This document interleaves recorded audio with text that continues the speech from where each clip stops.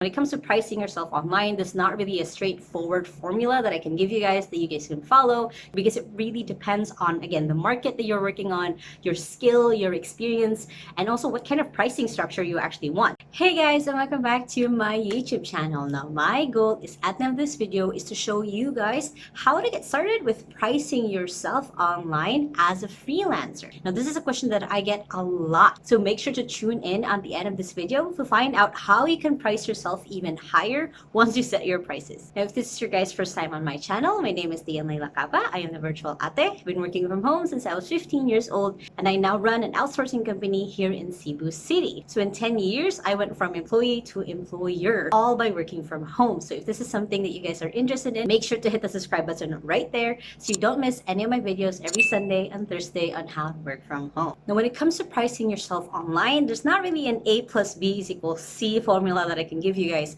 I can only give you a couple of factors to keep in mind when it comes to pricing yourself. When you're starting out, you kind of feel a little bit lost because you don't really know what's good, what's a good price for you to get started on, what's a low price if an employer might be, just scamming you or just trying to get free work out of you, or what to price yourself when you actually have a kind of lifestyle that you want to maintain, that you want to have moving forward. So how do you actually get to that point? So the first thing that I really recommend that you guys get started with is your goal. I always go back to your goal because it is a way for you to kind of backtrack of like, okay, this is my dream lifestyle. This is the kind of life that I want to live.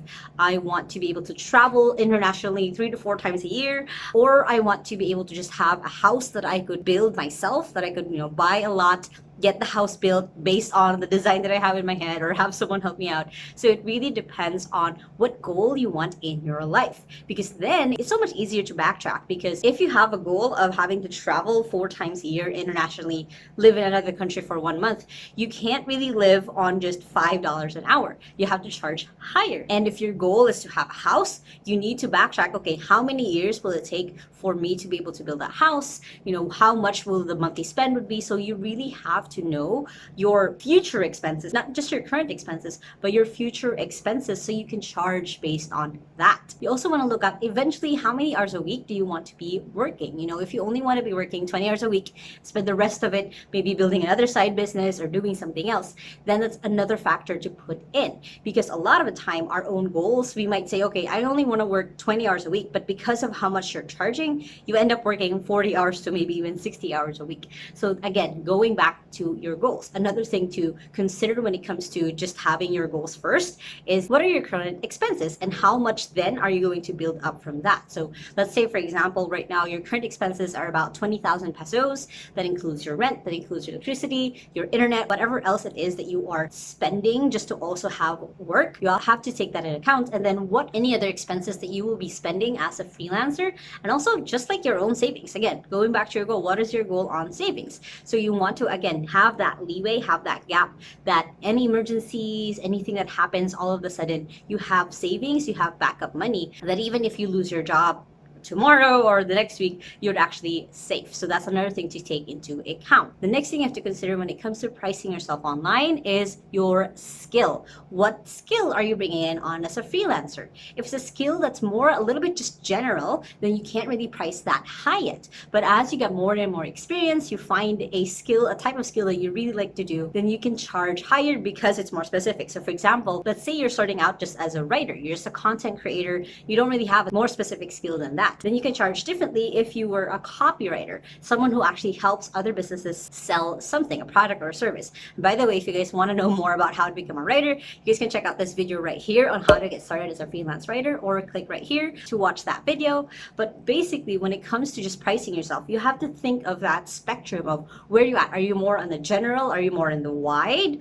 Or are you more deep? You're really specific on an actual skill. Now, the same thing goes with your niche. That's another factor you have to consider when it comes to pricing yourself, is different niches will be able to afford different things. And the more deep you are on the specific niche, so for example, you are a copywriter and your niche is self-development. So the more deep you are, the more specified you are in that niche, the higher that you can charge, because then you're the only person probably who can talk about it, or you're like one of the 100 people who can talk about it. So you can price yourself higher. So it really goes down to being more specific or being more specialized when it comes to your skills, so you can charge a little bit higher. Now, if you guys want to know more about how to pick your skill and your niche, you guys can check out this video right here or by clicking here so I can guide you on how to pick your skill and your niche when it comes to working from home. The next thing I want to do is check your market, but don't use it as a gauge or a thermometer for how much you should charge. The reason that I say check your market is just do a little bit of market check. So what I mean by that is go into places like Upwork or onlinejobs.ph or even LinkedIn and check how much are people paying, not charging. Don't look at pricing for the freelancers. Look at how much people are paying for the specific skill and the niche that you've picked.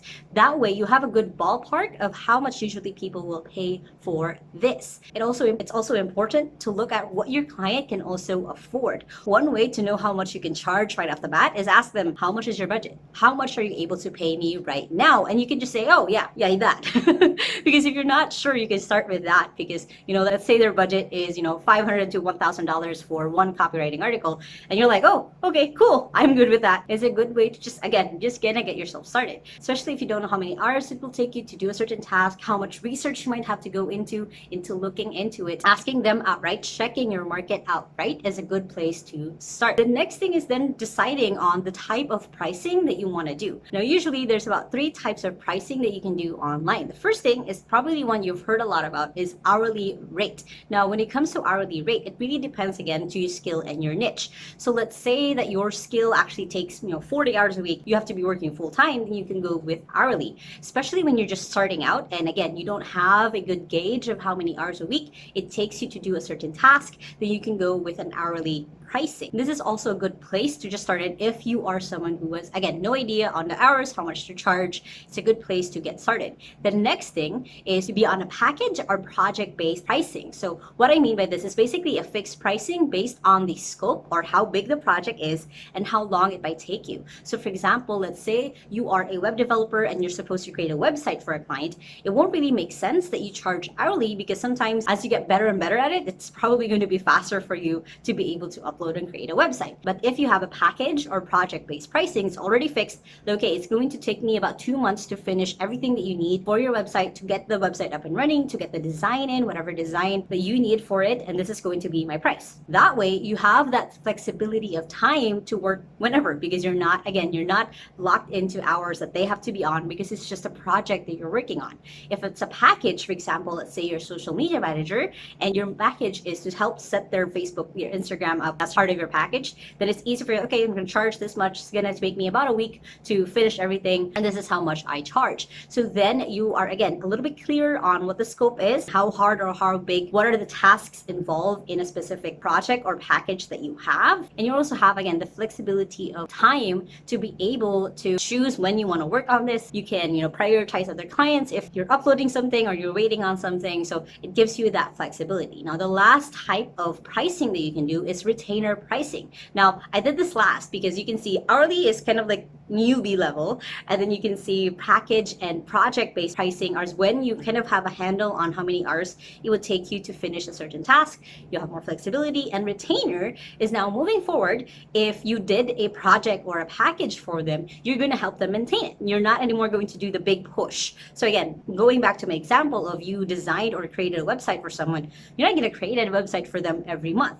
You're just going to be on retainer. They're going to keep paying you every month for a minimum number of hours that you're going to be working with them so they can maintain their website to make sure there's no bugs, and make sure all of the plugins are running. If you're a social media manager, after you've set up all of their profiles, you're then helping them run their content, helping them with managing the engagement that they get with the content that you uploaded. Retainer is where you usually have either a set number of hours that you're going to be doing for them or a set number of tasks that you're going to be doing for them, and they're going to pay you basically just monthly. Another way to think of retainership is, let's say you're a video editor, so you're going to be there like, hey, I'm going to be a retainer. Anytime you need a video edited, as long as it's not more than 4 videos, I will charge this much. So some months they'll have only 1 video for you. Sometimes they'll maximize those 4. But in the long run, when it comes to having an actual freelancer business, having your clients on retainer makes more sense. The next thing that you really have to keep in mind when it comes to pricing yourself online is keeping your portfolio. The reason why other people can charge higher and higher is they actually have a portfolio that they can show potential clients clients on what they can do. You guys can check out this video right here that I already created on how to create your digital portfolio. But basically, when you have a portfolio, you're showing potential clients what it is that you can do before you even work for them. So when you keep a portfolio with you, when you have some sort of proof that you can do what you say you can do, you can definitely charge higher. Now, what if you are a total newbie, you actually have no portfolio at all? You guys can join my C.R.E.Ate 5-day challenge. It's a free challenge that I'm doing where you guys can create your digital portfolio. It already has prompts that you guys can use, how to actually create that portfolio. And I have that covered for almost all of the skills that you guys might be starting off when it comes to working online. And just another way that you can start building your portfolio, even if you don't have any experience at all, is create something for yourself. That's how I got started writing, is I just was blogging already about my life, about tips or facts that I found out. So that's how I built my portfolio, is writing for myself. So that's another way that you can build your portfolio. And again, such a good proof of concept, again, for your future clients to know that they can trust that you can get the job done. Now, the one big way that you can charge higher is to keep upgrading your skills.